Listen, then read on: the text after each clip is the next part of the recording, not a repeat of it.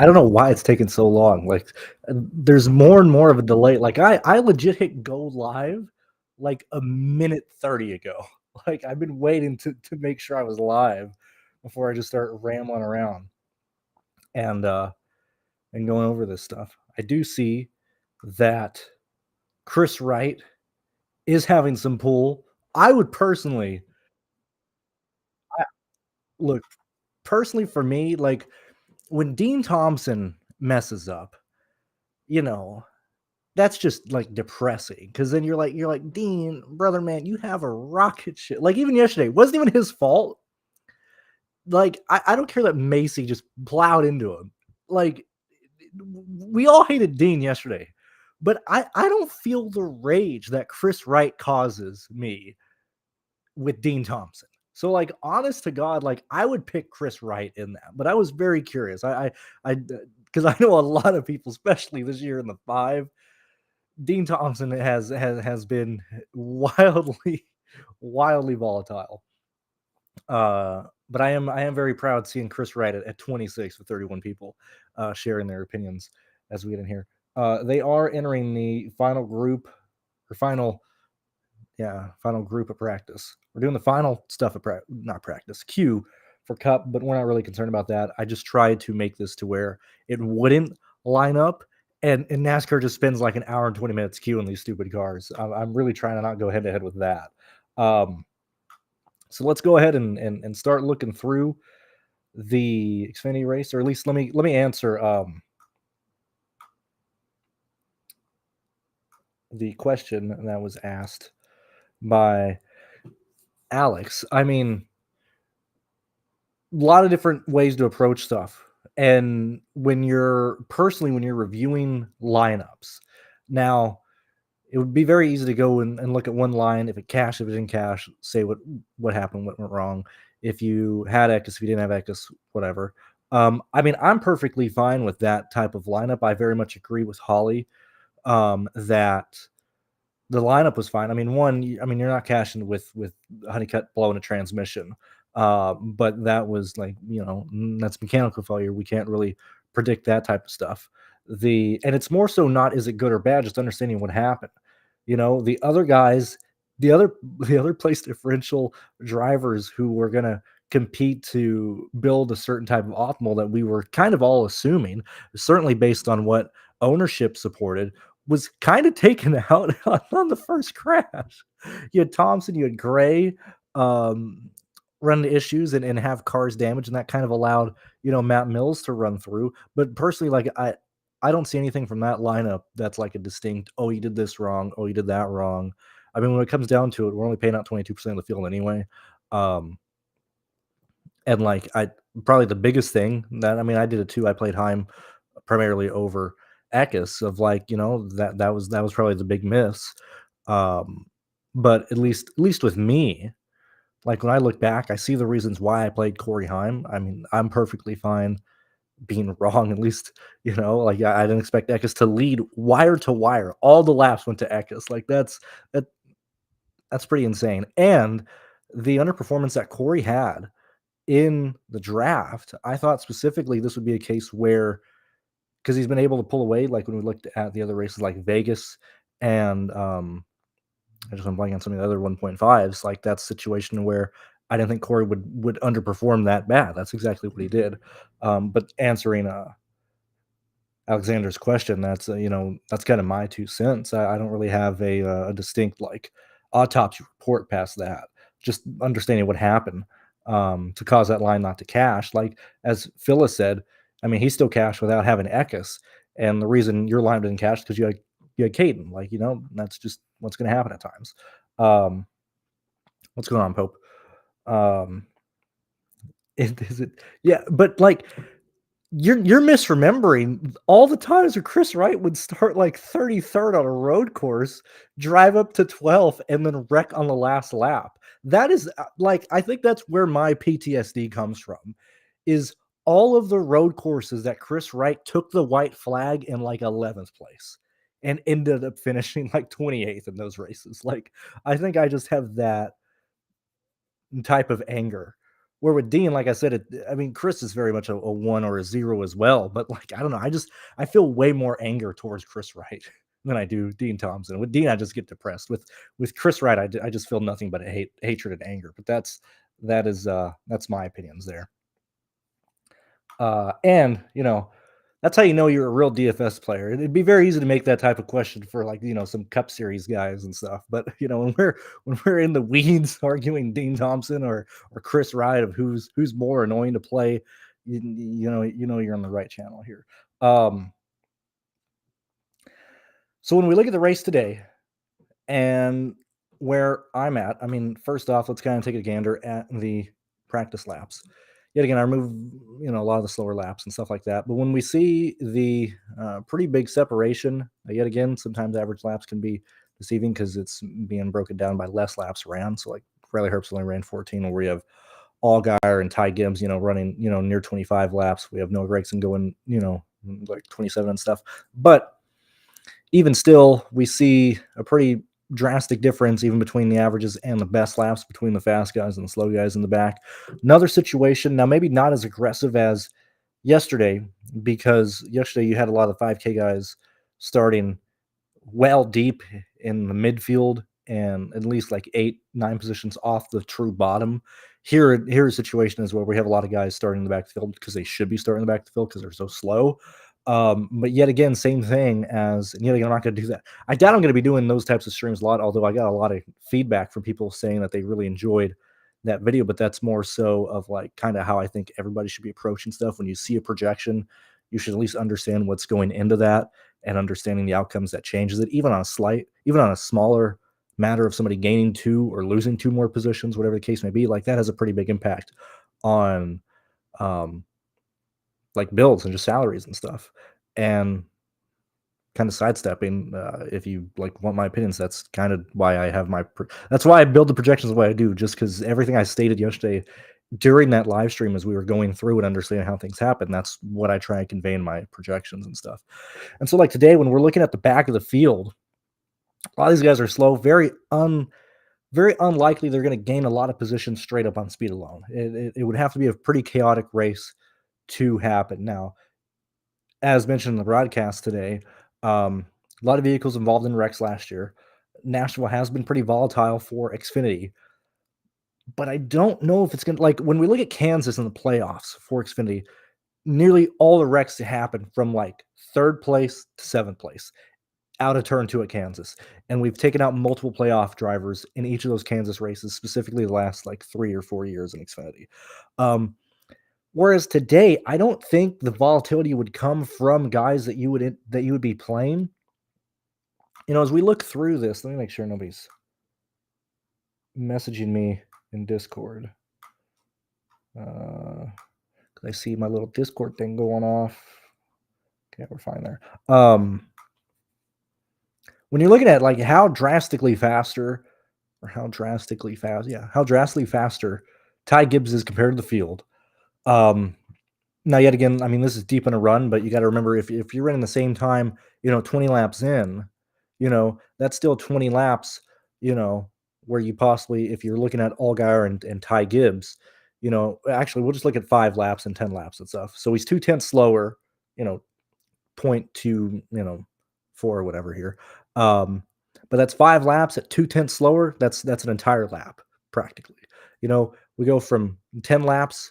At this point, Allgaier is a 10th off. Well, still at this point, you're probably, a second and probably, 3/10, 4/10 off of Ty Gibbs's time, and then, as we continue to 15, times kind of, even out, but still Ty Gibbs has already built a, probably like a 1.3, 1.4 second delta between these two cars. So even if, Allgaier is running identical speeds to Ty Gibbs at this point in the run, as Gibbs is still pulled away. And so when you look at that in a sense of what Allgaier also has to deal with coming from the 6th position, we have Custer, who would primarily be the guy who has to battle Ty Gibbs right off the bat. And so like Allgaier is automatically moved to whether it be after a yellow, after stage 1. He is not a primary lap leader in any form or fashion right off the bat in this race.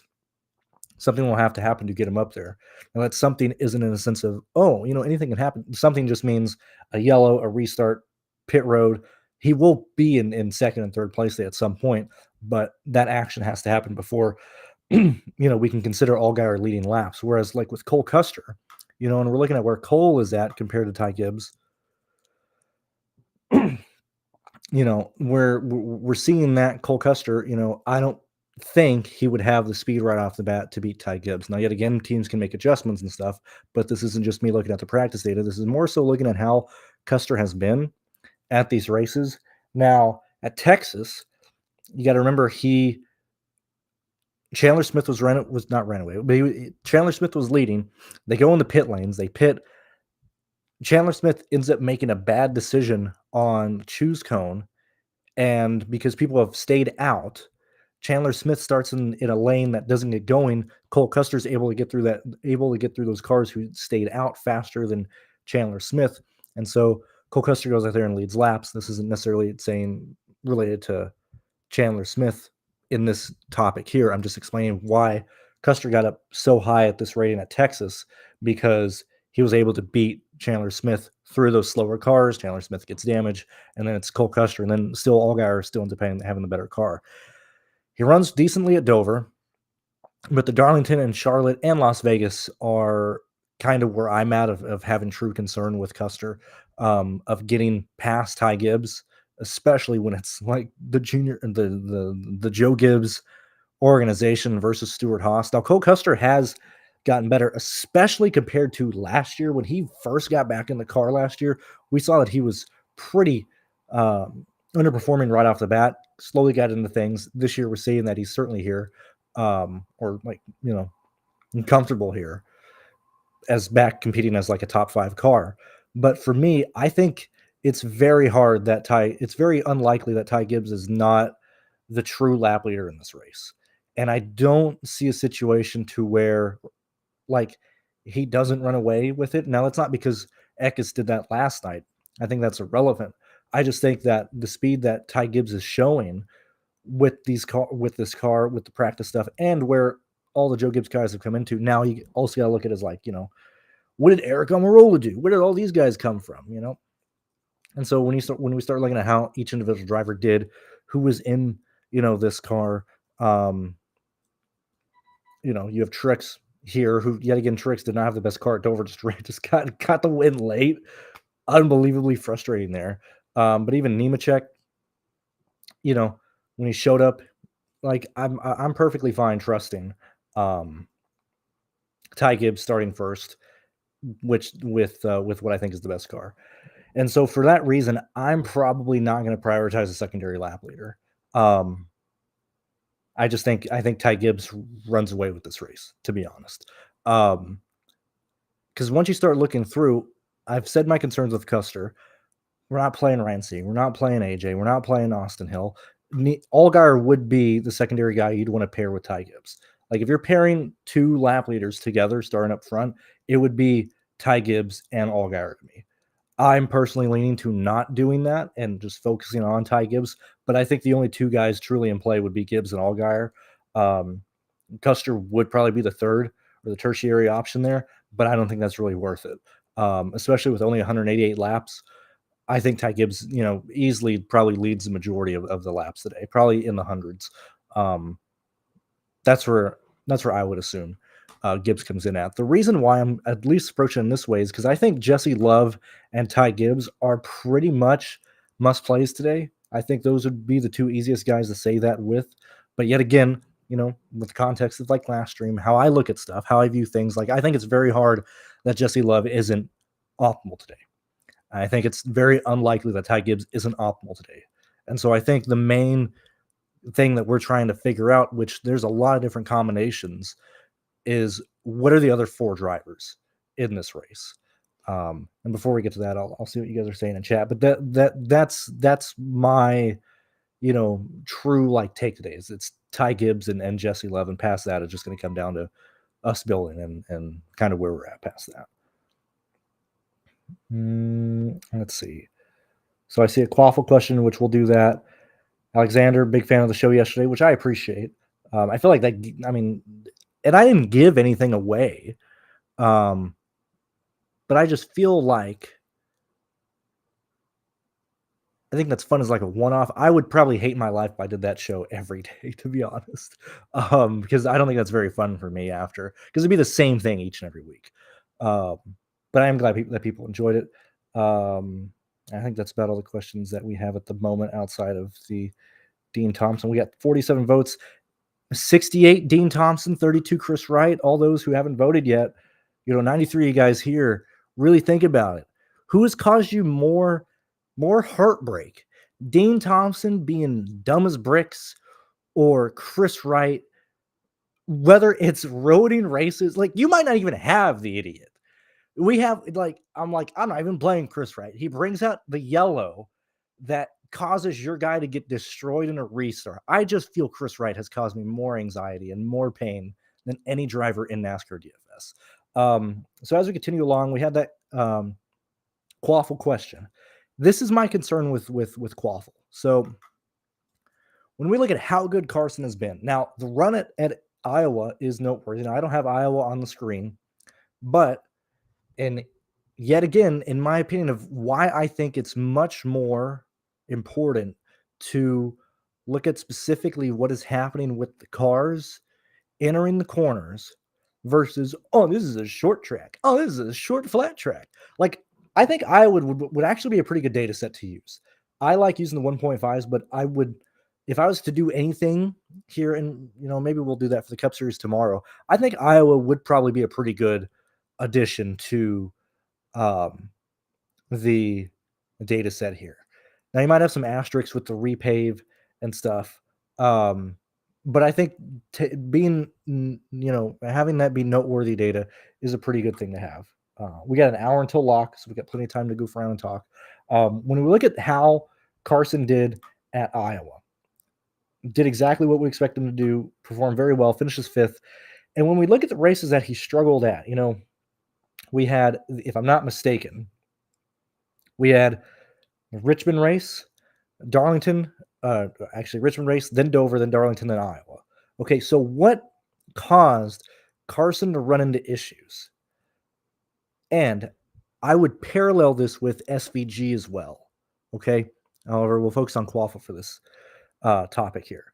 And so Dover, very impressive. Great to see. That was awesome. Should have probably performed better at Darlington, but he is new. Like, oh my God, he's a late model guy, a lot of experience. Like, that's true. But I mean, Darlington's a tough track for somebody who's never been there. Like, we can say that straight up. That's okay. And then at Dover, possibly could have been saved in a sense of, performing well where he finished, because he stayed out and led laps and, ran up front due to strategy, because we had a lot of late race yellows and stuff.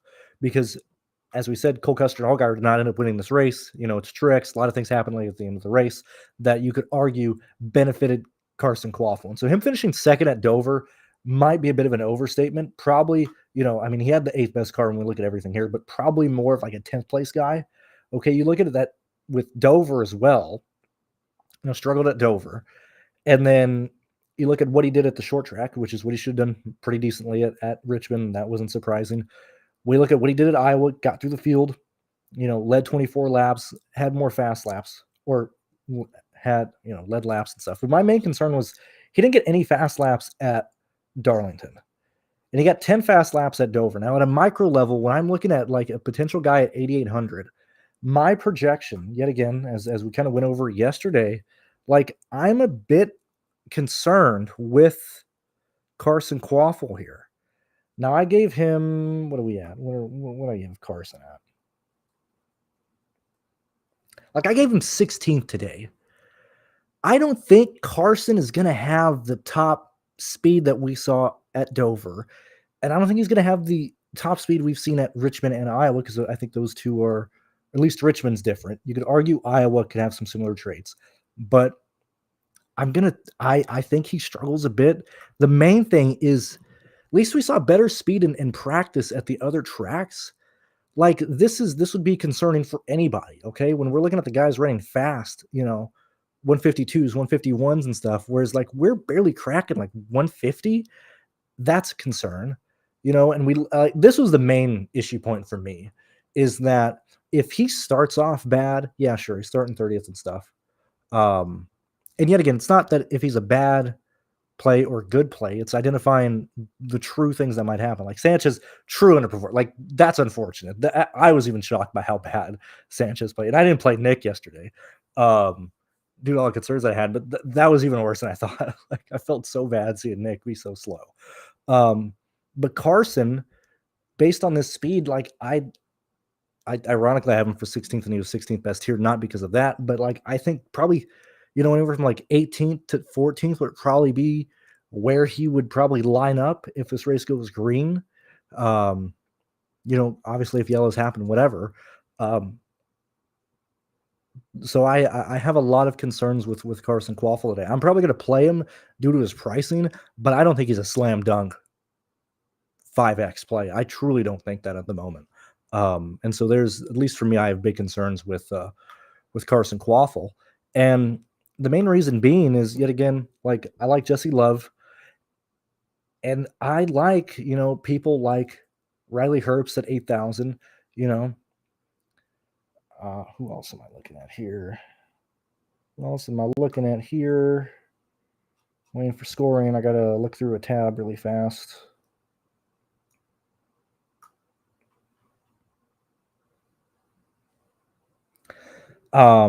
Also, because we're having to pay up so much for Ty Gibbs and Love, in my opinion, I think this is a race to where people like, or people in the 6K range who are showing speed can really show up. Now, this is concerning that Retzloff didn't run farther in 10 laps and 15 laps, and same thing with Burton. But I think like there's a lot of value plays who have pretty decent speed, especially when we start looking at where people have been and you start looking at builds. Yet again, this is why I don't necessarily go through salaries and stuff, because I don't think that really helps. I think if you look at it more of like a build wise and you looking at who you're laying on and stuff, at least that's how I like looking at things. But like Jeb Burton at 61, combined with his practice speeds, we know by like default he's the 16th best car. At 61, you start getting into a situation where he can start paying that off pretty easily if he gets 14th, 15th and stuff. Same thing with Parker Retzloff. Starting 21st. Let's get Retzloff on here. Good speed at Charlotte, good speed at Dover, ran into issues at Vegas. I don't remember what happened to him at Darlington. I'm pretty sure he got in the wall at Darlington. I apologize off the top of my head for not knowing that. But like I think Parker's there. You got Weatherman here. At least for me, I end up having a lot of people projected like right at 5x today, like a little bit more so than normal. And it was due to, like Jesse Love's in the back of the field, like Weatherman, Josh Williams, Parker Retzloff, Jeff Burton, possibly Riley Herbst, possibly Austin Hill, and situations like that, to where I think the main concern or the main 1v1s today are, do you go like Kyle Weatherman and like Parker Retzloff together, or are you getting to like Carson Quaffle and Jeff Burton together? Like those are the real 1v1s that we're going to be dealing with today. Depending on who you go with in the value range and stuff. I really don't want to be using any of the 5K guys outside of Weatherman, and he's a pretty expensive 5K guy. And so for me, like the bottom of the salary would be Weatherman. And so like if we're not using the 5K guys, that really limits, like we can't get to Nemechek, we're not getting to Reddick. I haven't even talked about Sam Mayer. Like Sam Mayer, like right at 5x as well. And so when you start getting like right at 5x between Mayer, Jesse Love, Carson Quaffle, combine that with Ty Gibbs, you're really just stuck. Like the lineup will be made and lost in the 6K range. At least does that make sense? I'm not trying to like be broad and stuff, but once you dive down and like look at the builds that are landing in certain areas, this isn't just like, oh, do you like this guy or not? It's what are you trying to get into? For me personally, I would probably prioritize getting Carson Quaffle despite all my concerns with him, just because a solid 5x from him is pretty important based on everybody's salary. I would prioritize probably Sam Mayer I like Gibbs. I like Jesse Love. And so like your remaining two guys, like whatever I can do to get that fit to stay out of the 5K range is probably the builds that I would try and be working with and stuff. So that's kind of where I'm at, or at least that's what I'm seeing. And then once I get those builds, probably Sam Mayer is the first one I'd sacrifice to start opening up the pool more into 7K range, more expensive 6K guys like Parker Retzloff and situations like that. So let's see what you guys are saying here. If you got 20 line, everybody knows where I'm at. This is a race where I would do 100% Gibbs and 100% Jesse Love. Like this, that's where I'm at. Now I've had a disastrous month of June, and I have very much started putting stuff away for Daytona already. I'd like to drop like $2,000 on Daytona in 2 months, and so that's why I'm not playing nearly as much here. I'll start doing that again probably at the Pocono race and the Brickyard race. I think those are probably the two ones I'm going to focus on. Pretty sure those both are next month because we got Chicago coming up. Nah, I don't want to play nearly anything for Chicago. So that's where I'm at. But this is absolutely one that I would absolutely do, that I'd prioritize Gibbs and Jesse Love on. And so far, every time I've done that this year, it has been a disaster because one of my guys gets wrecked or he blows the motor or something. So take that with a grain of salt, but that's what I'm doing. I'm probably doing one line today. I will be playing Jesse Love and Ty Gibbs today. How many point this so also guys also like that question, why, not that that's a bad question, but like that should be known. You want 5x, well, being optimal is different, but like 5x minimum from your guy. So you just do like, if you need where are we at here? Wow, I did that by 5. No, it would be 0.5, right? Maybe. How the hell? What do I do? I always forget this. Hold on. This is. Oh, there it is.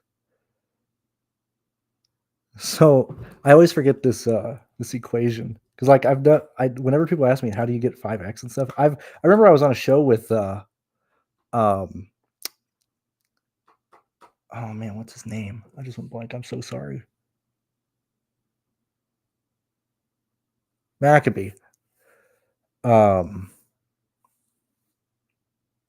just went blank. What is his first name? Oh no. Oh my god, I'm a horrible friend. Pretty sure it's Jordan, but I'm going crazy. What is going on here? Hold on. Fantasy Racing Online. Oh my god, help me out here, man. Pretty sure it's Jordan Maccabee. Why am I going crazy here? What is going on? It is Jordan Maccabee. Why was I like it's not Jordan? I was going crazy. I was doing a show with Jordan maybe last year or the year before, and we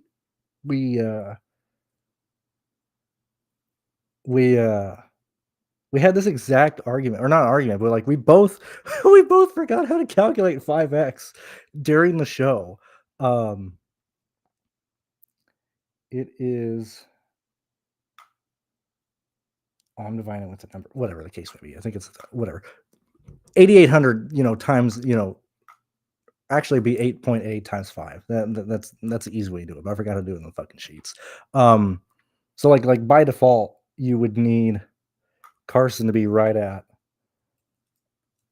What would that be?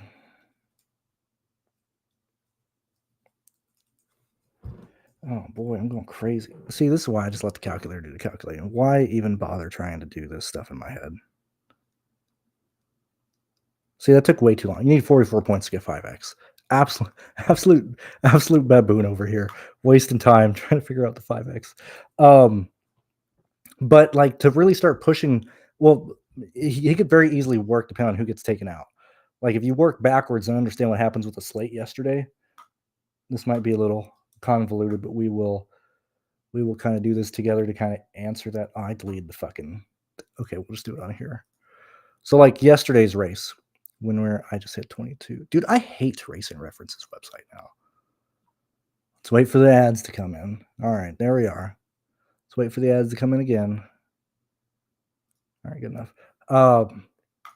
So like when you're understanding who's happening and what's getting pushed in here, like when we look at the starting grid here, I mean, even Tanner Gray coming back with 14 and 13 is pretty good. But like Nicholas Sally didn't get to be optimal. At least I don't envision that he was at 14th unless everybody just got taken out and stuff. Like Brett Holmes wrecked, automatically taken out. Dean Thompson automatically taken out.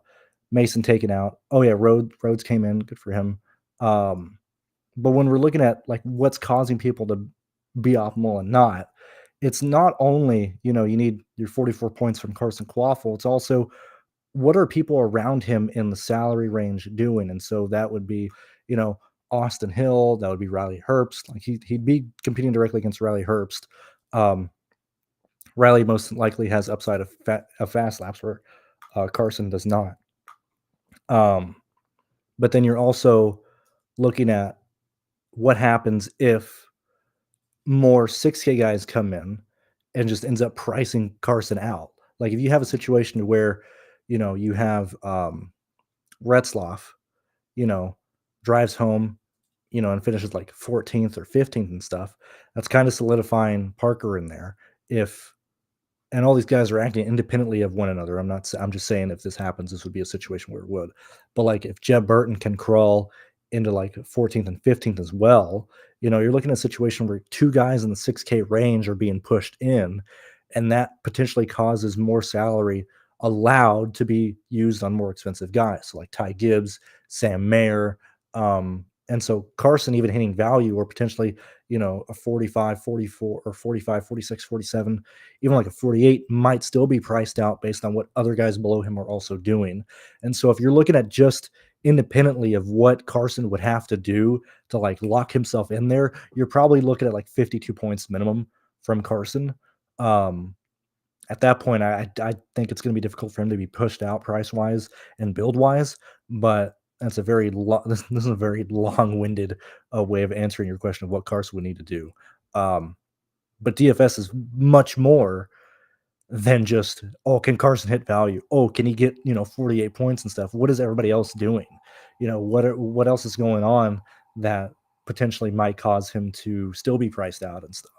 And so, at least for me, it's not as easy as just what points does he need to be optimal and stuff. And thank you, T and Guru. I appreciate that. Getting people to like the video and stuff. So like I like Mayer, Eagles. I think I mentioned that, but I think Mayer's a great play. So like Ross Chastain, when we look at Chastain not having, this is an in-house motor by DGM. Okay, and Chastain is a pretty good wheelman. I think we all understand that. But this is what he is working with. Okay. Now, the fact that Chastain is able to take this type of car, not saying Weatherman's bad, but Weatherman's getting everything out of that car that he can. So the fact that you're getting Chastain with an in-house DGM motor, he's right at 15th. That's where he should be on average. Best, when we start looking at that, might be a little bit higher. Let's just take a gander. Let's take a look. Take a looky-loo. Second best on average, that's right out of the gun. Fell right back to pretty much being subpar in terms of the field. 151s, 150s and stuff. We look at this here, third and ninth. Like that is encouraging to see. But when we start comparing yet again, 3164, when we just look at like everybody here. Also, like even to this day, because I use different things. Even to this day, I just click this and I hit sort A to Z, Z to A. Whatever one's going to work is going to work, man. I go through so many different data points. I don't even remember which one is even useful for a lot of things. That's why a lot of times you'll see me click both of them because I'm just too stupid to even remember which one it is. But you look at Chastain here, like falling off pretty worrisome. Now, yet again, this is just 5 laps, went into the pits, main adjustment here, understood we need to do, came back out at 149. So if you're looking at those laps, and we'll kind of compare that with more people's, actually, my bad. Yeah, I ran 6 laps. We'll kind of compare this with where more people are at here on like their 8th-ish, 9th-ish, possibly 7-ish type of lap. And we're running 149s, 150s, kind of right where we were, in this range. And you look at all the people that he would have to directly compete against, the SHR cars, the Junior Motorsports cars, the Joe Gibbs cars. A lot of these guys are going to have slightly faster, if not identical speed to him deep into a run. Whereas, like, I think it's very hard for Chastain to really do much of anything in this race. I think he runs probably 11th to 10th all day, but do we see him, have the raw speed to go from there to 6th to 4th, something like that? I don't see that. So for me personally, I would have very little interest in Chastain today. Let's see where the poll is at with 60 people in. Chris Wright is still at 28. I guess I was not able to sell him enough. I also I play UFC maybe once a month, so I don't even know who's fighting today. So I'm very little help with UFC. I would watch Sheets' stuff because Sheets has like legit. I don't even know how many hundreds of thousands of dollars the man has already won this year. Like, if you guys aren't listening to Sheets when it comes, like, he has, no lie, every day for League of Legends for maybe the past 2.5 weeks, he has either won the main GPP and or won every satellite he's been doing. It is insane of how much money Sheets wins, and I can't. I'm trying to get more people. We're slowly getting more people into the baseball shows, but I'm like, how do I get more people to watch this man? Because people are like, he doesn't give me the picks. He doesn't. I'm like, this is the smartest guy ever. Like, why are you not watching Sheets talk about all his sports? It is insane how much money Sheets has won recently. So Alexander, I would watch his videos if you want opinions on UFC. Let's see. Let's see. Ross and Park Kligerman, or I would assume you mean Retzloff and Jeb Mayer. I mean, yet again, that's where, at least for me, I would answer that based on my projections, which I'll do here. So it's Ross Parker. Like I said, I'm assuming you're meaning Retzloff. And even then, this is my argument for Chastain. So I just berated him and stuff. Like, I gave him like 9th today, right? That's, right around. Let me take his fast laps and stuff away. Like, I gave Chastain 47 points today. That, yet again, another guy right at value. I just think he gets priced out and stuff. I have him slightly higher with some fast laps and stuff. But like, I would probably just not use Chastain today personally. So Chastain and Parker. And then who's the other fellow? Jeb and Mayer.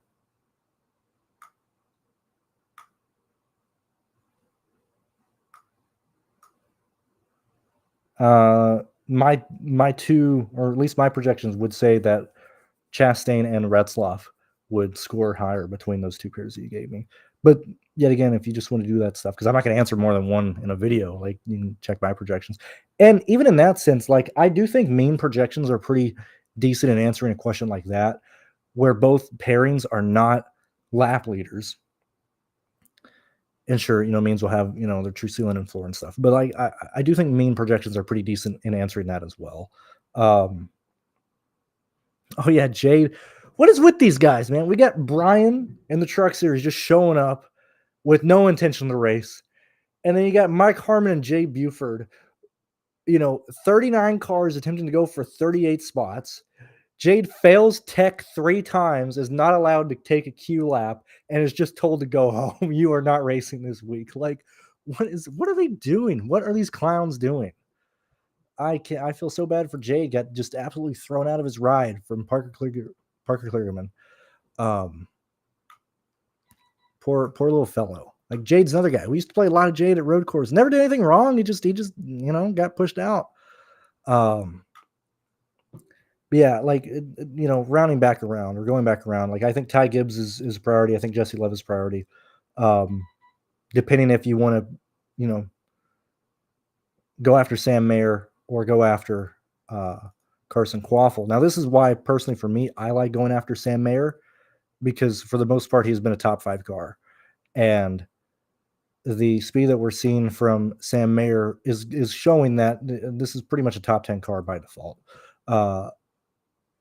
At least for me, of what I would prioritize looking at. Like, worst case scenario, outside of him being involved in a crash, early at Las Vegas. You got to remember, start this year, Sam Mayer didn't finish like the first like 7 races. He was involved in a wreck at every single race.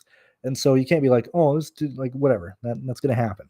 Whereas like, oh, worst case scenario, like, 11th, 12th best guy, 12th best car. But in each of these races, regardless of where he started, he's been a top 5 car at these intermediate tracks. Like, this is why I would chase Sam Mayer over Justin Allgaier. Like, when you're building your lineup of like, oh, do I want to do Ty Gibbs and Justin Allgaier, 2 lap leaders, or just get the safety net of Sam Mayer? I would put Ty Gibbs and Sam Mayer in the same lineup together. Like, that's where I would prioritize. That's how I prioritize building and stuff.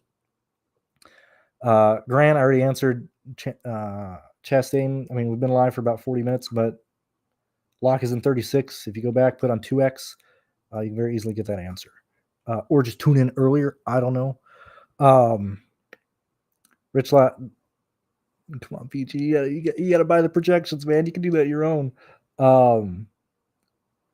Yeah, Brandon. Oh, not whatever. Wrong place one time. That's just a sacrifice to the NASCAR gods, I guess.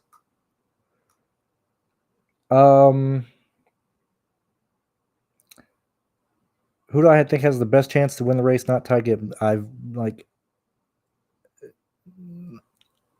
already answered this stuff. That's what the show is for, man. That's what the show is for. Or just look at the projections. I mean, at this point, late in the show, I've already talked about that in like ad nauseum. Go check the projections. They'll tell you and stuff like that. That's where I'm at. See, I don't get. It's not that I get cranky, but I'm like, I'm here answering everything. I've been live like through this whole time. Like,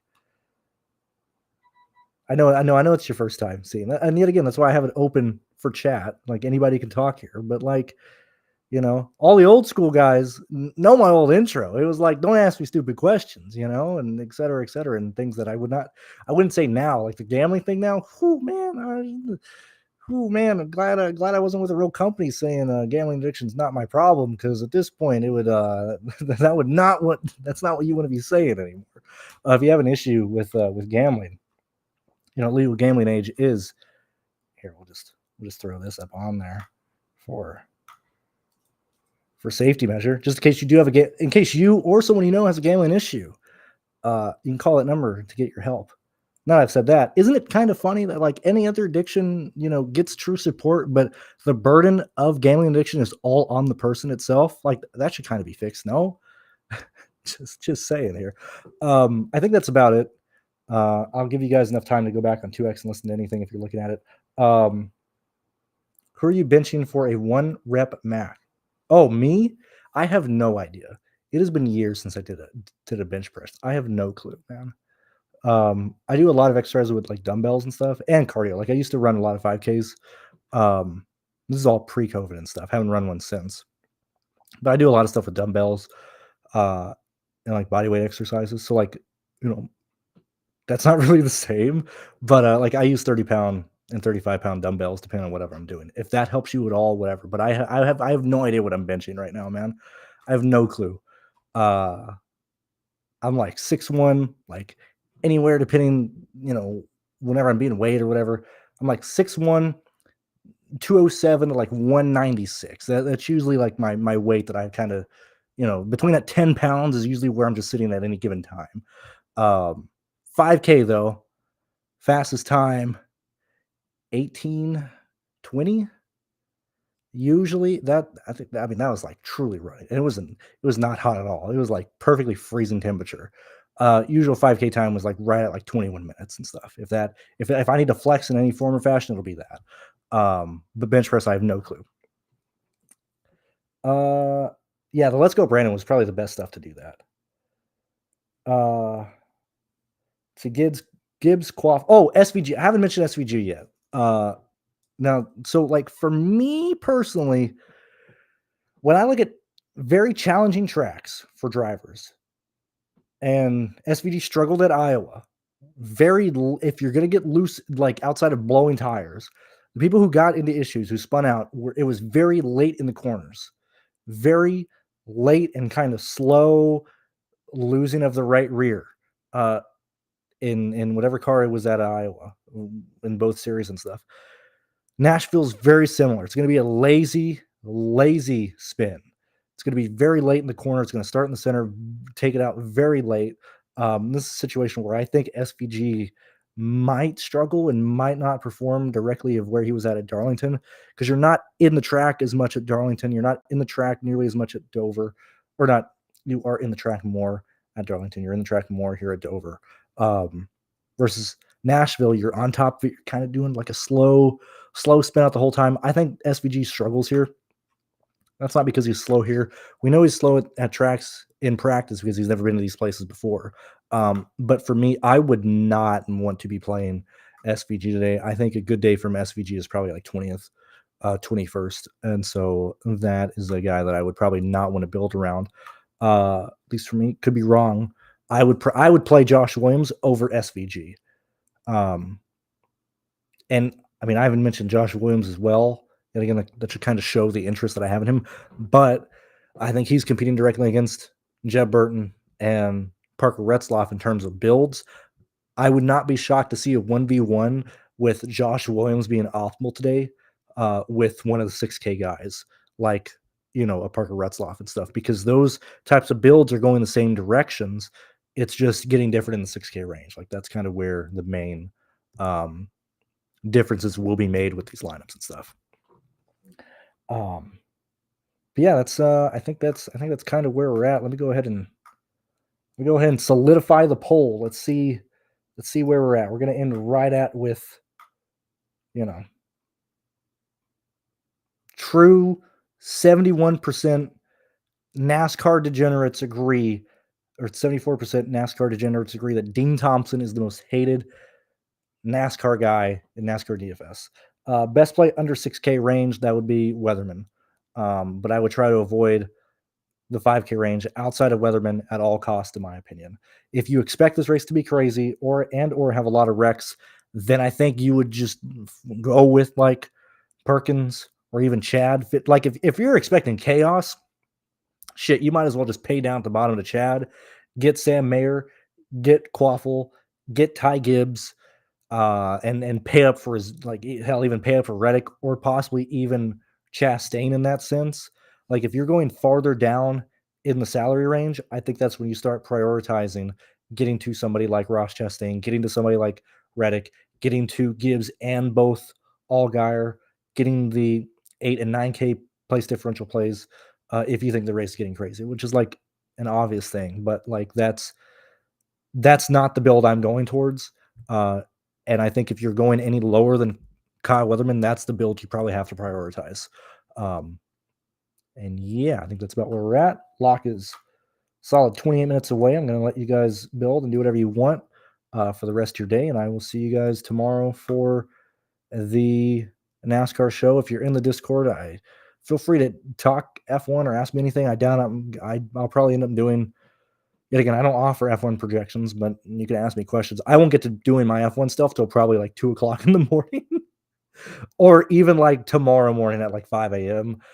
So I doubt I'll be any help with your F1 stuff until like early morning and stuff like that. But past that, I will see you guys later.